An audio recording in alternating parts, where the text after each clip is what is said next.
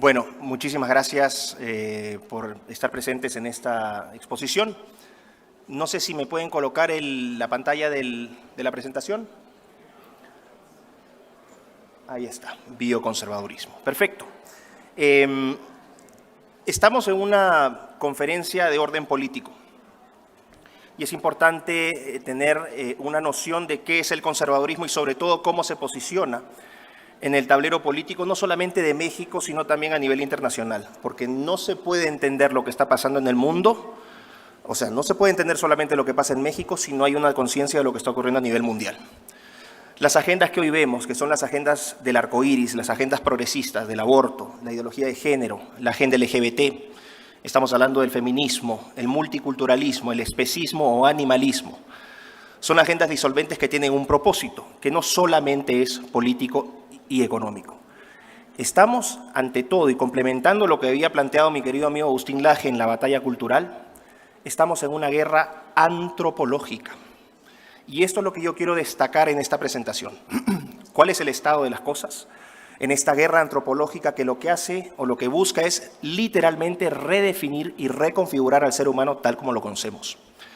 Esto puede parecer menor, pero como vamos a ver después de esta presentación, si uno reconfigura al ser humano en su naturaleza, uno reconfigura sus instituciones, uno reconfigura el mundo que lo rodea. Quiero partir con esta idea del ser humano.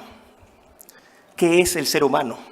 Una pregunta que no es habitual, pero que estos tiempos exigen para saber qué es lo que estamos defendiendo y por qué vale la pena defenderlo.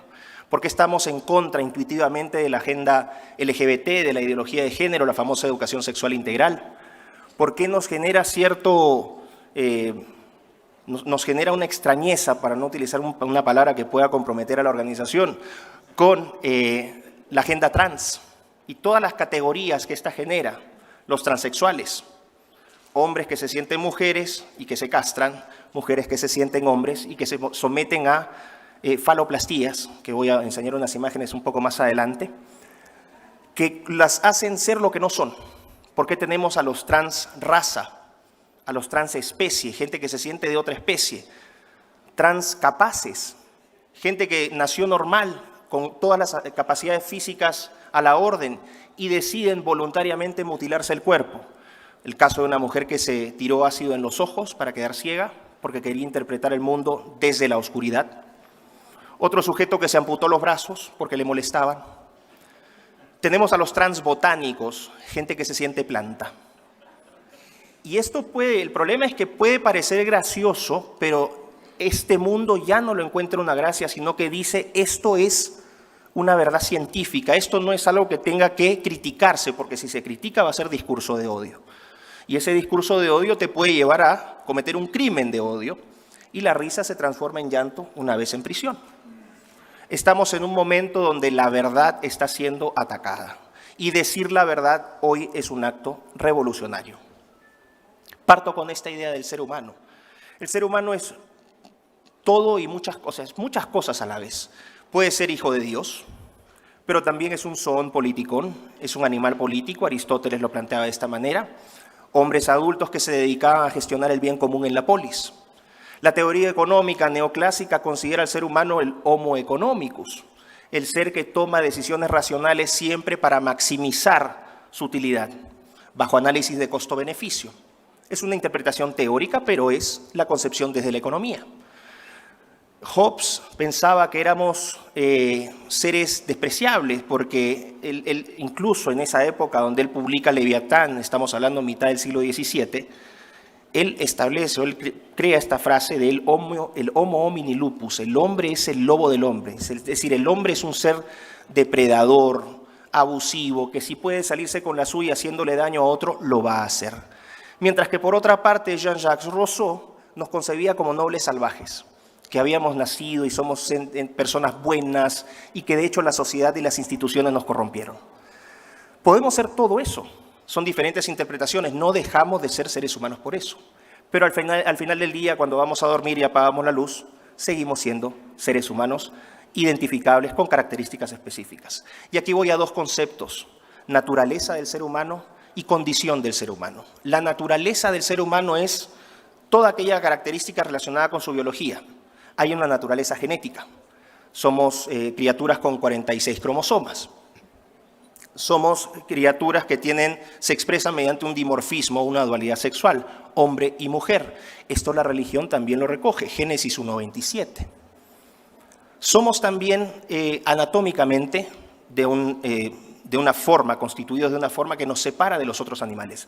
Por ejemplo, somos seres bípedos. Interpretamos el mundo y lo vemos de otra manera. También tenemos una psicología distinta y tenemos una forma de comunicarnos que es distinta. Podemos articular palabras.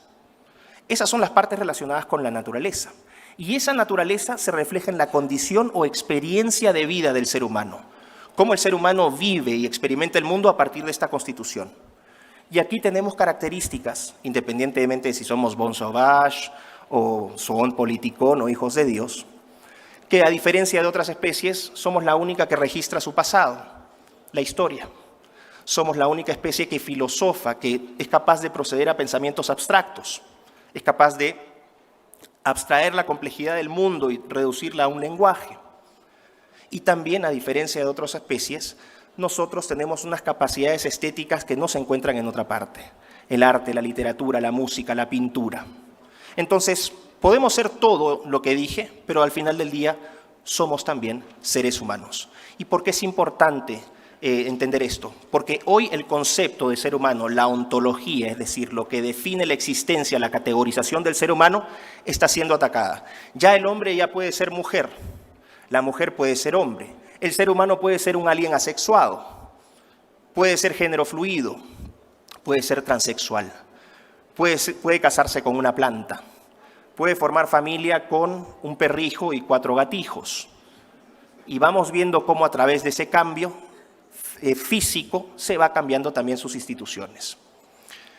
Quiero que vean esta siguiente diapositiva. A partir de esta condición de bípedos, ¿no? Si tomamos como cierta la teoría de la evolución darwiniana, que es una teoría que está cuestionada, ojo, no hay que tomarla tallada en piedra, es una teoría cuestionada, que hoy es una religión secular, que eso es otra cosa. El darwinismo nos dice que nos tomó 6 millones de años convertirnos en Homo sapiens, en lo que somos hoy, y que nos tomó 4 millones de años caminar erguidos. Pero a partir de caminar erguidos, no solamente pudimos articular nuestras cuerdas vocales para articular este lenguaje, sino también liberamos los brazos. Y al liberar los brazos, liberamos las manos. Y al liberar las manos, este dedo, el pulgar, es el origen de la civilización. Porque nos permitió hacer esto. Tomar cosas, crear cosas, modificarlas. Nos permitió crear tecnología. Y a partir de esa tecnología, el ser humano empezó a modificar el mundo que lo rodeaba. Fuego, la rueda, las armas, ¿no?, iniciales, esas talladas en piedra, la pólvora, y empezamos a modificar el mundo, pistas, ciudades. Pero hoy estamos en un punto donde han surgido tecnologías que son órdenes de magnitud mucho más poderosas que las que les he mencionado. Son tecnologías que se denominan tecnologías convergentes y que incluyen a la inteligencia artificial, a la biotecnología, especialmente la capacidad de editar genéticamente seres vivos, lo que literalmente nos da la capacidad de modificar su naturaleza, en tecnologías como la nanotecnología, la computación cuántica, la impresión en 3D, que se van combinando y, por ejemplo, ya se piensa en generar corazones cultivados en cerdos, que son anatómicamente similares a los seres humanos, y fabricados literalmente con impresión 3D. En marzo de este año, el primer caso de un trasplante de un ser humano con un corazón extraído de un cerdo modificado genéticamente se hizo. Se llama un xenotrasplante. Esto abre obviamente dilemas éticos. Uno diría, bueno, ¿aceptamos estos xenotrasplantes de otras especies, aun si han sido genes combinados entre cerdos y seres humanos, o simplemente dejamos que sigan siendo seres humanos? El problema aquí vendría, pero ¿qué pasa con la demanda por órganos? Hay mucha gente que necesita órganos y no hay suficientes donantes. Y entramos a dilemas éticos importantes, que en el corazón del debate nos plantean cuál es nuestra noción de ser humano. El punto es que a partir de estas tecnologías, el ser humano ya no solo modifica su entorno, sino que por primera vez en la historia, bajo esta etiqueta de cuarta revolución industrial, hoy también se habla de modificar al ser humano en sí mismo. Aplicar tecnologías al ser humano para mejorarlo, para hacerlo más inteligente, para hacerlo inmortal, para hacerlo virtuoso, pero no desde una perspectiva cristiana, sino que hoy la virtud se traduce en una vida virtuosa, una vida buena, es una vida orientada al placer, un utilitarismo hedonista. Y esto nos lleva al problema actual. La tecnología lo que ha hecho es envanecer al ser humano y aumentar su ambición, vanidad y ambición. A partir de la idea de ambición, vemos el uso de tecnologías con fines de control de la humanidad, de control de nuestra expresión, lo ven en las redes sociales, de control de movimientos, de control de pensamiento, de control demográfico. Vamos a ver más adelante cómo estas tecnologías que les he mencionado tienen fines reproductivos, y aquí está lo grave. Estas tecnologías que les he mencionado están orientándose a procesos reproductivos del ser humano que finalmente, en un plazo de 20 a 40 años, podrían reemplazar completamente al ser humano en el proceso reproductivo. Y yo cito en un libro que he escrito, se llama Neoentes, y que voy a presentar inmediatamente después de esta charla, donde cito el trabajo de un académico de la Universidad de Harvard, Henry Greeley, para que no digan que uno es conspiranoico.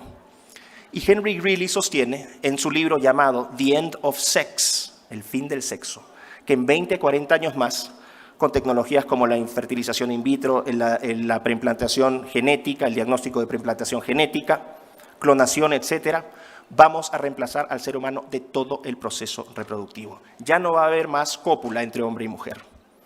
Todo va a ser tercerizado a la tecnología. Hoy parece una locura, pero lo que pasa es que el conservadurismo tiene que pasar de esta posición de reacción a una posición proactiva y tiene que hablar el lenguaje de los jóvenes. De nada nos sirve hablar de conservadurismo, de teología, de filosofía política, de liberalismo y comunismo, si es que no hablamos el lenguaje de los jóvenes. Y el lenguaje de los jóvenes hoy es un lenguaje tecnológico. Y en este punto es donde entra la propuesta del bioconservadurismo. Pero antes de ir por ese lado, ambición entonces, a partir de esta idea de ambición, el control, y a partir de la idea de vanidad, el principio, la búsqueda de la perfección. Hoy estamos en un punto donde el hombre ha dejado de creer en Dios para creerse Dios, el Homo Deus. ¿Por qué? Porque va a poner en uso estas tecnologías para modificarse. ¿En qué? No lo sabemos, pero todas estas expresiones trans, estas identidades, son etapas previas de esa modificación. Y aquí están tecnologías. ¿Qué tecnologías tenemos? Bueno, dentro de las que les mencioné, la tecnología, la CRISPR, la edición genética, donde literalmente podemos editar genes específicos y modificarlos. Se aplica con fines terapéuticos. Hay enfermedades que, por ejemplo, son causadas por un gen defectuoso. Y uno con esta técnica puede cortar ese gen, sacarlo, reemplazarlo por un gen nuevo y bueno y curar ciertas enfermedades monogénicas. La fibrosis quística, por ejemplo, la enfermedad de Huntington, ¿no? La anemia falciforme. Y uno diría, ¿quién podría estar en contra de estas técnicas aplicadas para la salud del ser humano? Nadie. El problema es cuando ya empezamos a usar esas tecnologías para pensar en la elaboración de quimeras, la combinación de genes de seres humanos con otras especies, o de otras especies con plantas, y entramos a crear vida, literalmente entramos a una función divina. O cuando nos dicen que estas técnicas pueden ser fantásticas para diseñar bebés a pedido, a las características que solicite el cliente. Ya existen clínicas y ya existen pedidos en estas clínicas de fertilización in vitro. Uno puede pedir, por ejemplo, el color de los ojos de su hijo. Uno puede pedir el sexo. Esto ya ocurre. Quiero que sean gemelos. Ya, eso ya se puede pedir, con precio de catálogo, por cierto. Estas tecnologías nos están dando un poder para redefinir lo que somos como especie. Y esta es la gran pregunta, ¿hacia dónde queremos ir? Por una parte están los que dicen, vamos a usar estas tecnologías para modificarnos. Es lo que tenemos que hacer, es el paso natural. Debemos dejar de pensar en Dios. ¿Por qué? Porque chocamos con un principio fundamental. Fuimos creados a imagen y semejanza de Dios. Esto es una cuña para los promotores de esta idea de que el ser humano puede ser creado a voluntad del ser humano. Y esta idea de perfección, ¿hacia dónde nos lleva?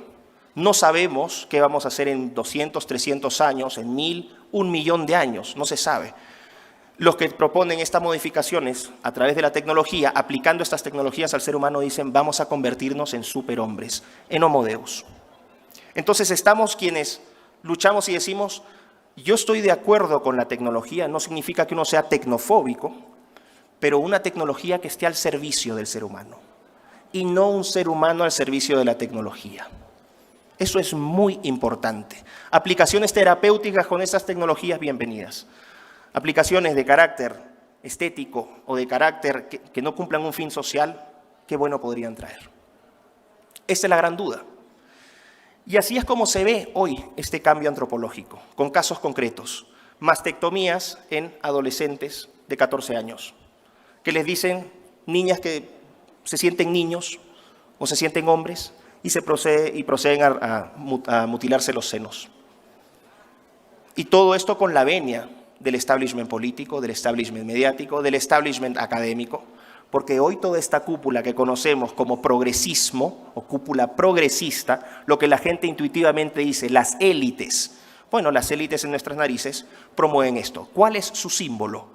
La bandera LGBT, que no es la bandera LGBT, es la bandera del progresismo globalista. Y la vamos a ver flameando en Berlín, en Londres, en Buenos Aires, en Ciudad de México, en Lima, en todas partes. Es una bandera que propone y difunde este tipo de atrocidades, en las cuales, por ejemplo, ni Joseph Mengele, el famoso médico nazi, de la cual él se hubiese sentido particularmente envidioso. Quiero que vean esto. No pude mostrar toda la imagen porque dije, estuve debatiendo, a ver, muestro o no muestro. Dije, Eduardo ya no me va a invitar nunca más al CIPAC, así que dije, mejor no.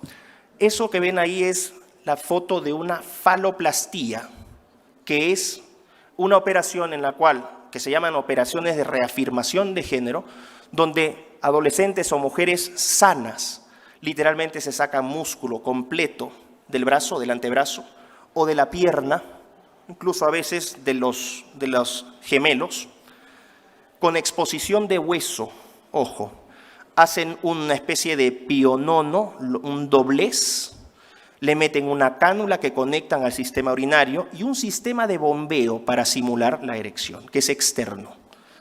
Bueno, esas son las cicatrices que quedan. Ese miembro no sirve para nada, es solamente es una cuestión estética, no tiene sensibilidad, no tiene función reproductiva, no tiene nada.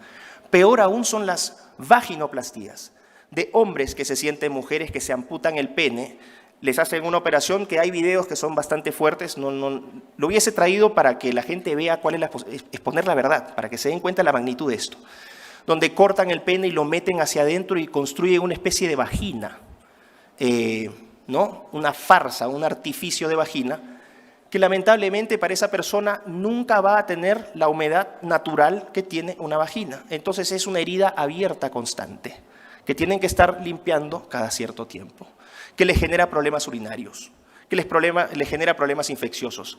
Peor aún, no corrige la disforia, no corrige la sensación de insatisfacción, de inconformidad con la propia identidad. Y por eso tenemos tasas de transexuales en suicidio 40% mayores que las tasas normales. Este acto cruel que promueve el progresismo activamente no se dice. Lo que se presenta es love is love, ¿no? Lo que se presenta es estas músicas de piano con estos artistas de Hollywood y todos se aman y viven en un mundo ideal. Lo que estas personas viven es realmente un drama. Así queda el brazo, después de haber sacado ese pedazo de piel para construir el pene. Esto no habla, por ejemplo, de los problemas circulatorios que tienen estas personas, gangrenas, porque ya no lleva, la irrigación sanguínea no llega a la mano. Más aún el uso de hormonas que tienen que utilizar constantemente para continuar con la farsa de ser algo que no son. Ese hombre castrado tiene una próstata. A los 40 años quizás tenga que ir a revisarse la próstata para que no le dé un cáncer. Esto no es un muñeco generado por videojuegos. Este es un caso real. Este sujeto se llama Diablo Prado, Diablo.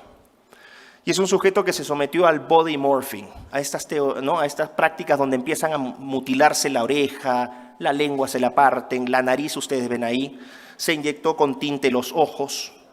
No es el único caso.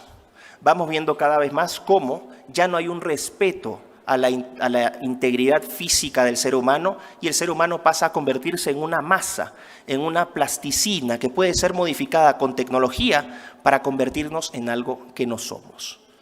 ¿Qué tienen en común todas estas cosas? Que se redefine y se reconfigura al ser humano a partir de tecnología. Y el problema es qué pasa si empezamos a modificar lo que somos. ¿Qué va a pasar con instituciones como la familia? Dejan de ser relevantes. Si un niño va a ser gestado y va a ser fabricado en un laboratorio, ¿a quién le va a llamar papá y a quién le va a llamar mamá? ¿Quiénes van a ser sus hermanos? Su padre probablemente va a ser la pipeta X1417 y su madre van a ser 2 óvulos diferentes, fusionados y fertilizados con un espermatozoide. Me dicen que lo que estoy hablando es una locura.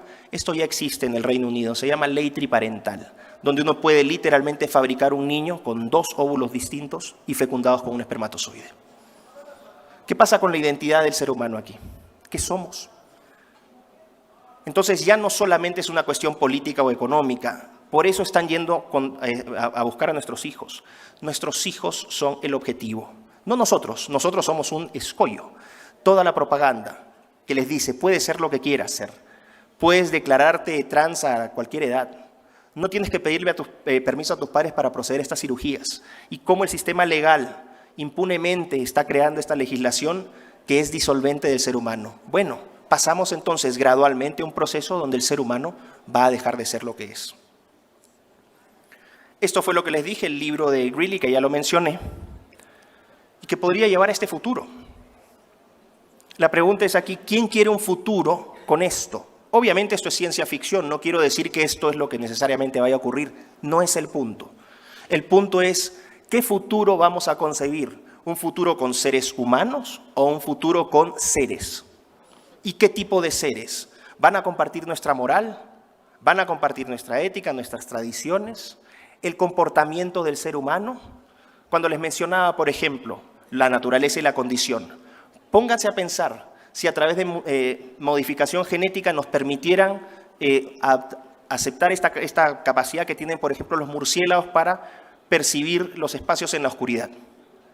¿Viviríamos el mundo como seres humanos? ¿Qué pasaría si se modificara genéticamente nuestro cuerpo para poder vivir en el agua? ¿Qué pasaría con la música? ¿Sonaría igual? ¿Qué pasaría con las poesías que nacieron a partir de la caricia del viento de ese hombre enamorado que pensaba en su diva? Todo cambia. Por eso es que están entendiendo hoy que el ataque no solamente es al ser humano, sino también a sus instituciones. Por eso se habla de familias multiespecie, de familias multiparentales, 3 papás, 2 mamás, puede ser lo que sea, ¿no? Estamos hablando de la redefinición del matrimonio. El matrimonio, te puedes casar con tu poste de luz, te puedes casar contigo mismo, te puedes casar con 20, te puedes casar con tu perro, porque poco a poco la zoofilia también está entrando, la pedofilia también está entrando. Conspiranoico, ahí está Irene Montero, en España, soltando esas barbaridades, desde el poder, un poder que es ilegítimo y que no representa a las mayorías, y que los medios de prensa tienen que silenciar, porque de otra manera no podrían contener el enojo, la frustración, pero también llamó de crítica la inactividad, la falta de actitud, la falta de coraje de mucha gente por levantarse y decir yo no tolero más esto. Entonces, ¿qué es el bioconservadurismo? Ya con esto voy a cerrar. El bioconservadurismo es una propuesta que toma la intersección de la política, la filosofía, la ética y la medicina para decir al ser humano hay que defenderlo por lo que es, reconociendo que es un ser imperfecto y que es un ser con limitaciones. Pero justamente esas limitaciones, esas imperfecciones lo vuelven lo maravilloso que es, lo contradictorio que es.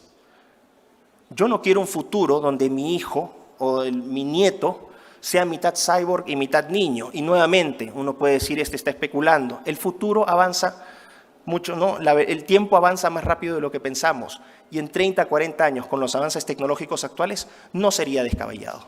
Hoy, por ejemplo, y ya con esto voy a ir cerrando, ustedes ya pueden gestar y pueden formar un niño sano a partir de médula ósea. Me van a decir, ¿pero qué está hablando? Si se necesita espermatozoide y óvulo. Bueno, Desde 2014, oficialmente, ya se puede derivar espermatozoide de células madre de mujer. Y esas células madre se obtienen de médula ósea. Entonces, uno saca médula ósea, deriva esas células para desarrollar un óvulo y para desarrollar un espermatozoide, los fusiona y ya tiene un niño. Y si no me creen, ya se creó el primer embrión artificial a partir de esta técnica, de ratón, en el Instituto Weizmann en Israel, en julio de este año. Y ya hay úteros artificiales. Si no se necesita al hombre en la ecuación reproductiva, ¿van entendiendo nuevas masculinidades? Masculinidad tóxica, hombre embarazado. Todo tiene una relación tecnológica. El bioconservadurismo lo que dice es, vamos a tomar esta posición de defensa del ser humano, asumiendo lo importantes que son las tecnologías, pero protegiendo la integridad de ese ser humano. Así que, para cerrar ya ahora sí, yo los invito a que se ilustren con cuestiones tecnológicas, que revisen inteligencia artificial, biotecnología, sobre todo los padres que tienen niños.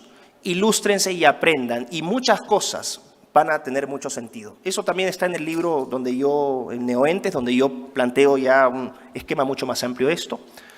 Y van a entender por qué la ideología de género, por qué la ideología trans, por qué la ideología LGBT, y todo va a encajar. Tenemos la obligación moral de defender a nuestros hijos. Muchísimas gracias. Gracias.